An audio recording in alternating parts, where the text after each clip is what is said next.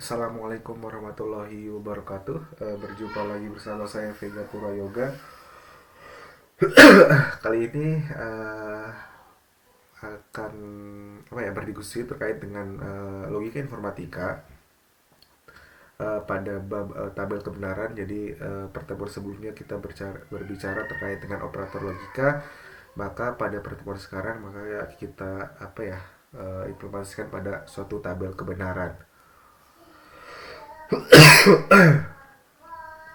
Kita review terkait dengan operator logika.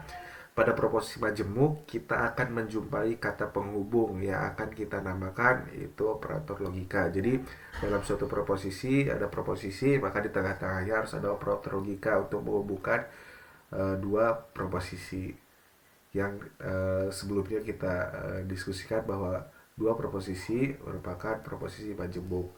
Proposisi majemuk adalah proposisi yang dapat dipecah menjadi proposisi atomik atau proposisi yang berdiri sendiri.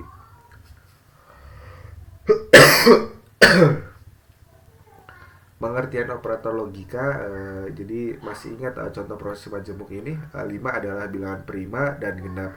Nah, di sini ditemukan bahwa kita menemukan suatu operator logika di mana operator logikanya adalah dan, seperti itu.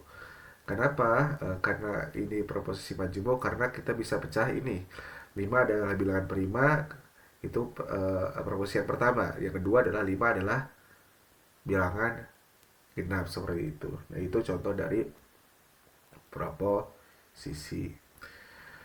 Nah, ini contoh pemisahannya. 5 adalah bilangan prima, kita simbolkan dengan P, sedangkan 5 adalah bilangan tadi genap gitu kan, itu adalah Q, seperti itu. Jadi ini bisa dipecah.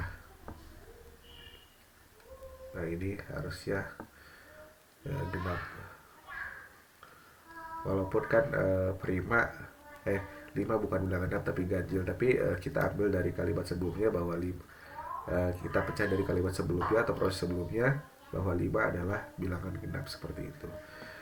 Dan ketika kita mengoperasikannya dengan operator dan maka kita bisa simbolkan P dan Q, seperti itu.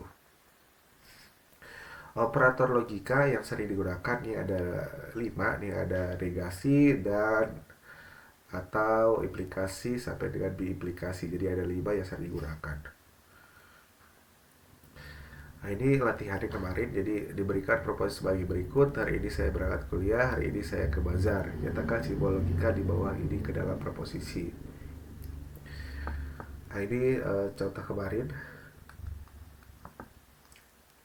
Jadi kita harus negasikan beda dulu dari latihan pertama, lalu dioperasikan dengan negasi P dioperasikan dengan Q, yaitu kalimatnya atau prosesnya seperti apa. Nah, masuk pada pertemuan sekarang, jadi pertemuan terkait dengan tabel kebenaran, di mana nilai kebenaran dari suatu proposisi ada dua ya, seperti benar atau salah. Benar bisa dinyatakan true gitu kan, sedangkan salah bisa dinyatakan false. Ada yang nulis BS, ada yang nulis true false, itu sama saja. Ini boleh, yang ini juga boleh, seperti itu. Jadi bisa digunakan pada dua-duanya.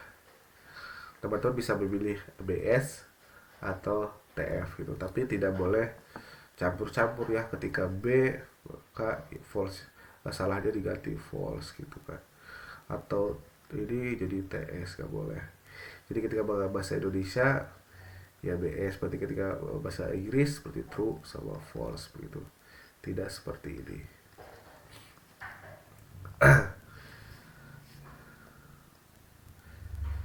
Nilai kebenaran suatu pernyataan sangat bergantung pada operator logika yang dikenakan pada pernyataan tersebut. Jadi di garis bawahi, nilai kebenaran suatu pernyataan atau proposisi sangat bergantung pada operator logika. Nah, yang dikenakan atau yang digunakan pada proposisi tersebut. Jadi misalnya dua proposisi nih, nilai kebenaran dari dua proposisi tersebut itu bergantung pada operator-operator logikanya seperti dan. Nah ini itu kan ada and, or, nah, terus ada implikasi, ada juga negasi, ada juga biimplikasi.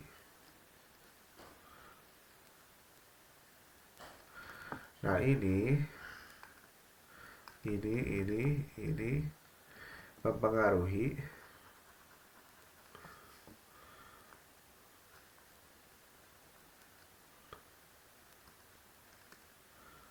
nilai kebenaran. Seperti itu. Misal pada contoh yang pertama, operator logika negasi. Jadi yang pertama adalah operator logika negasi. Biasanya hanya melibatkan satu proposisi atopik, sehingga nilai kebenarannya hanya ada pada dua baris. Ada dua baris. Satu, dua. Karena kita hanya membutuhkan satu proposisi saja.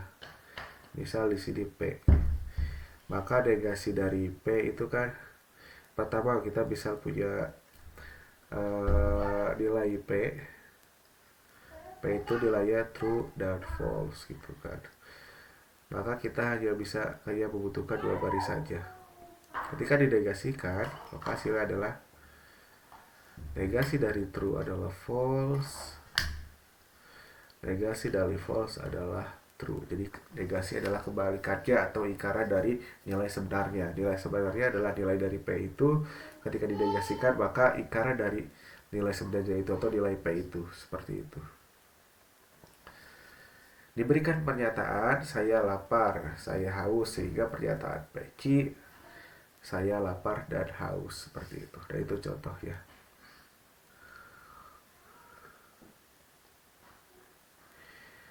Jika faktanya saya lapar dan haus, maka pernyataan Peci benar. Ya, karena di keduanya benar bahwa mengatakan saya lapar dan saya haus. Ki bernilai benar. Jika faktanya saya hanya lapar gitu kan, atau saya hanya haus,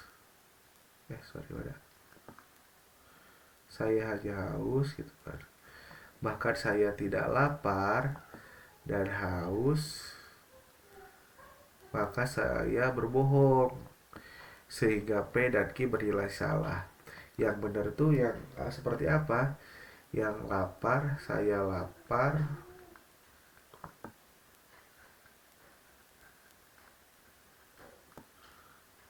dan saya haus.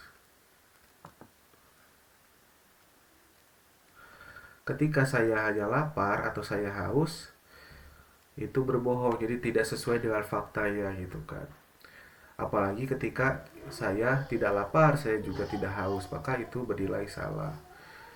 Kita kita buktikan dengan tabel kebenaran. Di sini ini kondisinya ketika ini saya lapar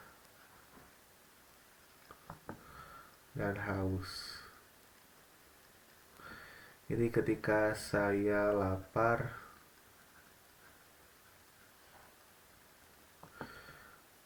tidak haus. Ini saya tidak lapar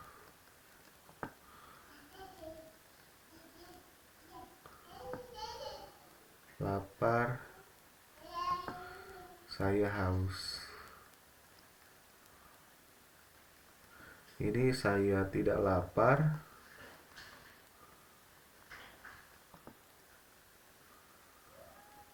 tidak haus juga.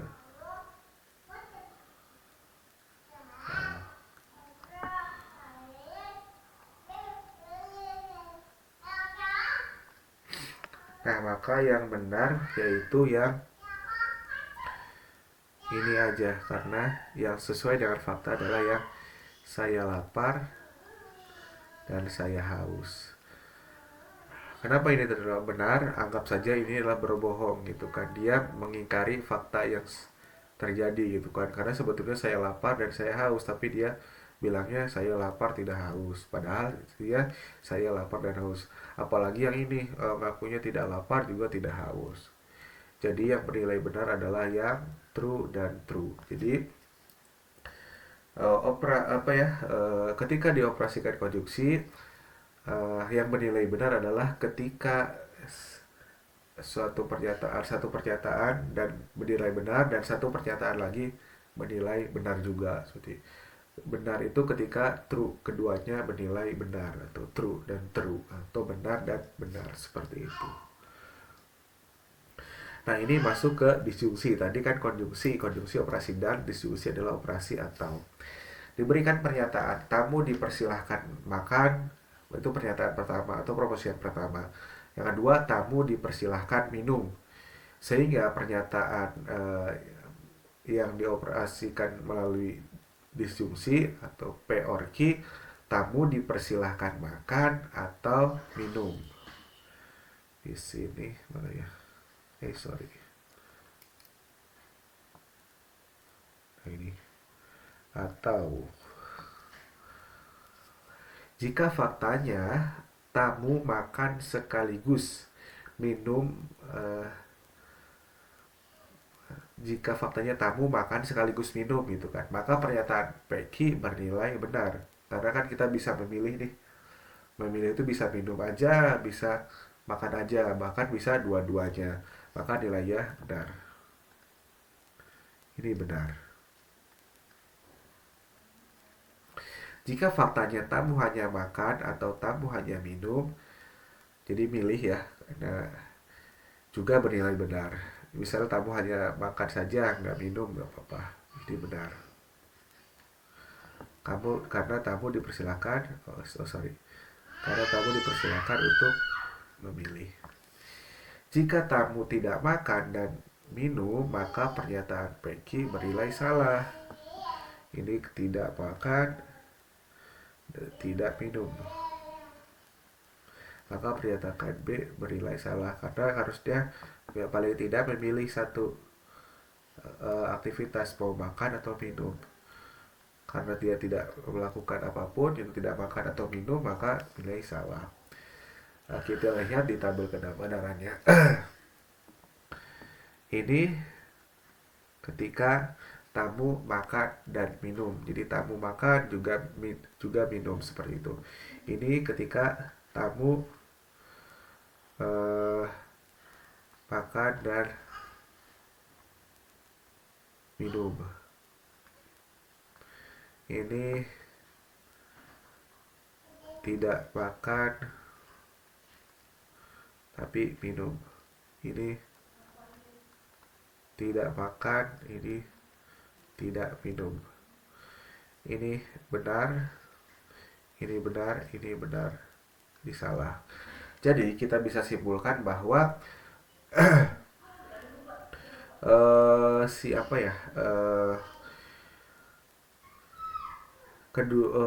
hasil operasi disjungsi bernilai benar ketika minimal salah satu pernyataan bernilai benar, minimal. Jadi ketika pokoknya ada nilai kebenaran antara dua pernyataan itu kan benar, maka operasi disjungsi tersebut hasilnya nanti akan benar, minimal satu itu kan. Bagaimana jika dua?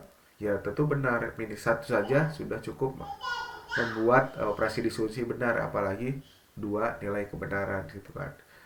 Ketika P benar, Q benar, pasti juga benar seperti itu. Yang salah apa? Ketika kedua-duanya bernilai salah, seperti itu. Nah, ini ada implikasi. Anda mahasiswa Unsil, Anda wajib memakai topi. Sehingga pernyataan jika P maka Q, yaitu jika Anda mahasiswa Unsil, maka Anda wajib memakai topi. Kasus pertama, Anda memang mahasiswa Unsil, betul, dan Anda memakai topi. Berarti Anda taat aturan, sehingga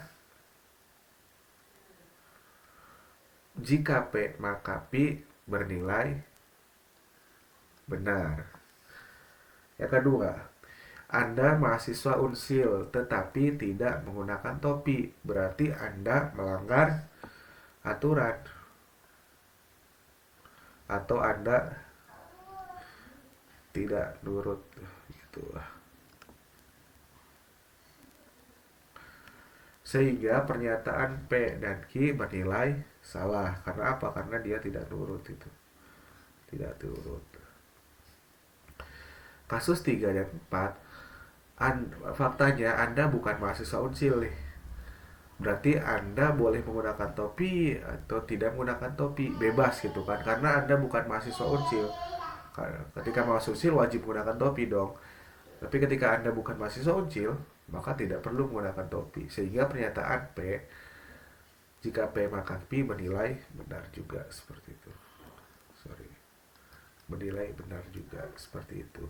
Nah, ini ketika divisualisasikan pada tabel kebenaran, maka ini yang mahasiswa Unsil memakai topi. Ini benar karena taat aturan. Ini mahasiswa Unsil nih, tapi dia nggak pakai topi, berarti kan dia tidak taat aturan, maka dia salah. Gitu. Ini bukan mahasiswa Unsil, pakai topi boleh nggak sih? Boleh, bebas pakai topi. Gitu. Ini benar. Ini bukan mahasiswa Unsil, tidak memakai topi juga gak masalah gitu kan, karena gak ada aturannya seperti itu. Nah, ini benar. Maka yang salah adalah ketika diaplikasi adalah ketika pernyataan pertama bernilai true, P bernilai true, terus si Q bernilai false. Maka hasilnya akan false, seperti itu. Jadi kuncinya seperti itu, diingat-ingat. Implikasi itu salah itu ketika pernyataan pertama bernilai true, pernyataan kedua bernilai false, maka itu hasilnya false, seperti itu. Ini yang biimplikasi telah dijelaskan sebelumnya bahwa biimplikasi merupakan pengembangan dari implikasi atau dinamakan implikasi dua arah. Sebelumnya jelaskan bahwa biimplikasi adalah bi itu adalah dua, jadi ketika biimplikasi berarti implikasi dua arah, seperti itu. Di sini dijelaskan bahwa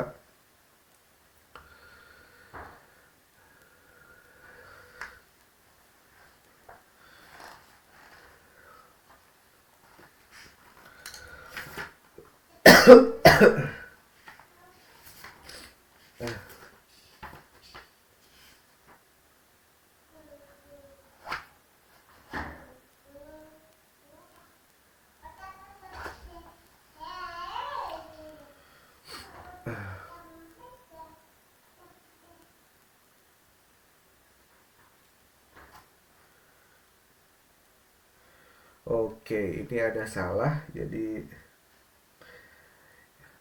operator biimplikasi bernilai benar jika kedua pernyataan memiliki nilai kebenaran yang sama.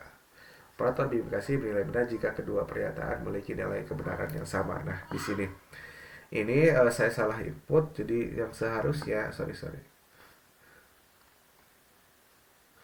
ini itu salah, betul. Nah, ini itu harusnya false. Nah, ini harusnya true. Kenapa? Ini tadi kan implikasi, namanya implikasi dua arah ya. Jadi ini sorry, ini P, maka Q harusnya kan false. Terus ini Q maka P ya, ini kan sama saja dengan ini Q maka P, harusnya bernilai false juga. Karena apa? Karena biimplikasi adalah implikasi dua arah, seperti itu. Terus di aturannya, operator biimplikasi bernilai benar jika kedua pernyataan memiliki nilai kebenaran yang sama. Nah, ini true karena nilai kebenaran dari PQ itu sama, true dan true. Yang ini yang keempat juga bernilai true karena apa? Dia P dan Q bernilai sama, yaitu false dan false. Dia biimplikasi ketika nilai kebenarannya sama, gitu kan, maka itu true. Ketika berbeda maka false, seperti itu.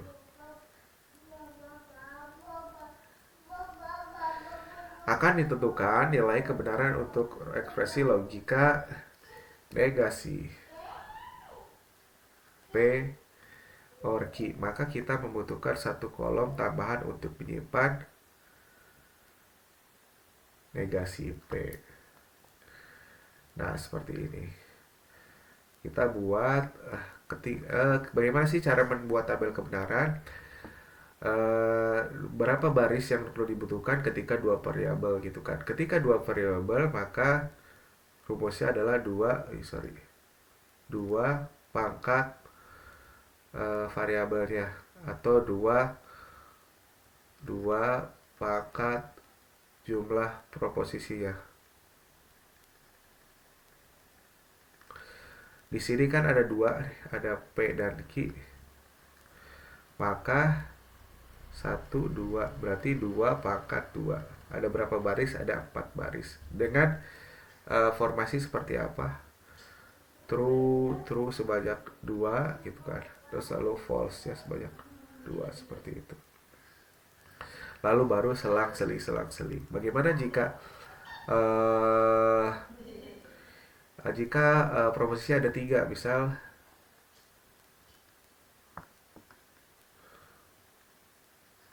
pada sih P Q R, gitu kan. Berarti kan ada 3 ya. Ada 3. Jadi 2 pangkat 3 sama dengan 8. Jadi 8 baris. Bagaimana caranya? P Q R ini true 4, gitu kan. Baru false gitu. False-nya juga 4, true-nya juga 4. Terus yang di sini baru true false true false gitu. Baru true false gitu. Nah, gitu. Dibagi 2 dulu, misal 8 ya, 8 baris, berarti dibagi 2 4, berarti 4 yang true, 4 yang false. Terus ketika di sini tinggal bagi 2 dari sebelumnya 4, bagi 2 berarti 2 yang true, 2 false. 2 dibagi 2 1 kan, berarti true false seperti itu. Nah, itu. Nah, ini lanjut ya. Jadi kita membutuhkan suatu kolom untuk menegasikan P. Maka P itu dari yang mana? P itu dari yang ini. Maka kita negasikan ini, berarti hasilnya adalah false,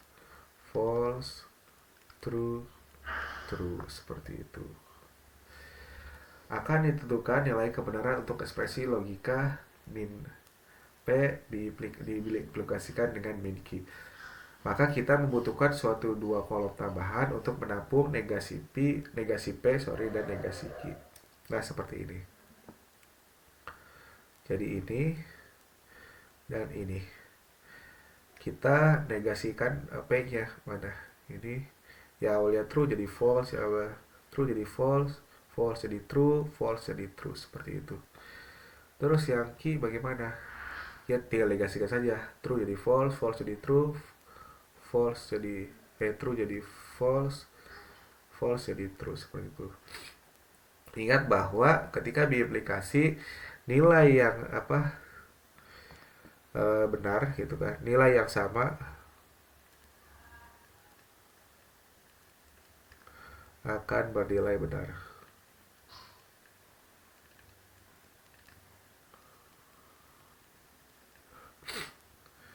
Ini yang sama mana ini dan ini, maka ini yang bernilai benar, sisanya false, seperti itu. Itu untuk diaplikasi. Selain ada operator logika tadi, jadi ada negasi, and, terus or, terus implikasi dan diimplikasi, ada tambahan lain yaitu ada not and, ada not or, dan exclusive or, seperti itu. Pertama di not and atau none gitu kan, merupakan bentuk pengingkaran dari operator and. Jadi kita kita operasikan dulu. Kalau misalnya sulit, kita operasikan dulu. Kita cari nilai dari P dan Q dulu deh. P dan Q adalah yang ini ya. Jadi ini dan ini berarti true, ini false, ini false, ini false. None adalah negasi dari ini. Negasi dari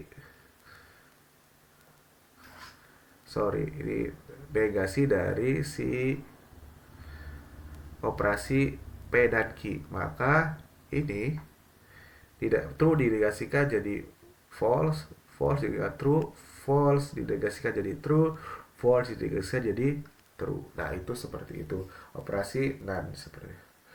Untuk and or atau not or merupakan bentuk pengingkaran dari operator or. Kita harus cari dulu, tadi gampangnya kita cari P dan Q-nya, or Q-nya. Maka ini true, ini true, ini true, ini false. Lalu ingkaran dari or atau nor-nya, maka ini dinegasikan. Negasi dari true adalah false, negasi dari true adalah false, negasi dari true adalah false, negasi dari false adalah true. Maka ini hasil dari negasi dari P or Q, seperti itu. Untuk mengetahui perbedaan disjungsi dan eksklusif or, disjungsi atau or ya, or dengan eksklusif or, diberikan contoh pernyataan di sini. Disjungsi adalah Anda boleh makan. Terus pernyataan kedua atau Q-nya Anda boleh minum. Jadi P atau Q Anda boleh makan atau minum. Sedangkan pada exclusive or kita tidak bisa memilih kondisi. Tadi kan kita boleh makan atau boleh minum. Tapi di sini di exclusive or itu tidak. Misal Anda lahir di Jogja, yang kedua Anda lahir di Malang. Anda tidak bisa lahir di keduanya kan, tapi ketika tadi Anda boleh makan dan Anda boleh minum gitu kan. Tapi di sini Anda harus milih salah satu. Jadi yang benar itu yang mana? Yang di Jogja atau di Malang? Tidak mungkin Anda lahir di Jogja dan di keduanya, atau di Jogja atau di Malang, seperti itu. Jadi Peki Anda lahir di Jogja atau di Malang. Contoh ini merupakan exclusive or karena tidak mungkin Anda lahir di dua tempat yang berbeda dan cukup berjauhan gitu kan. Jadi Jogja ke Malang kan cukup jauh nih. Pasti hanya di suatu tempat, yaitu di Jogja atau di Malang. Sehingga XOR bernilai benar jika nilai kebenaran dari suatu pernyataan bernilai berbeda, seperti itu. Di sini kita bisa lihat ini disjungsi.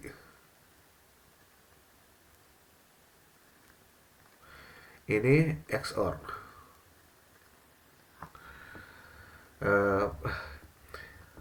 Bernilai benar jika nilai kebenaran dari suatu pernyataan bernilai berbeda.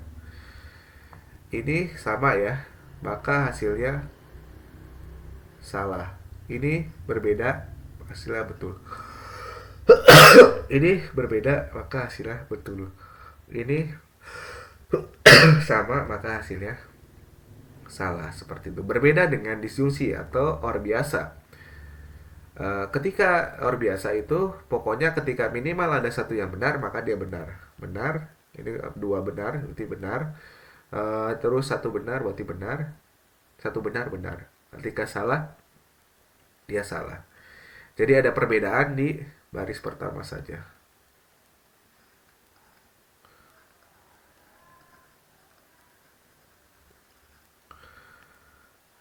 Or dan XOR. Nah, seperti itu. Nah, berikut latihan untuk teman-teman. Silakan dicoba latihannya, membuat tabel kebenaran dengan operasi ekspresi logika berikut. Jadi P, jika P maka negasi Q hasilnya seperti apa. Terus P or Q or negasi P hasilnya seperti apa. P dan negasi P hasilnya seperti apa. Dibuat tabel kebenarannya. Mungkin itu saja yang bisa saya sampaikan. Terima kasih. Wassalamualaikum warahmatullahi wabarakatuh.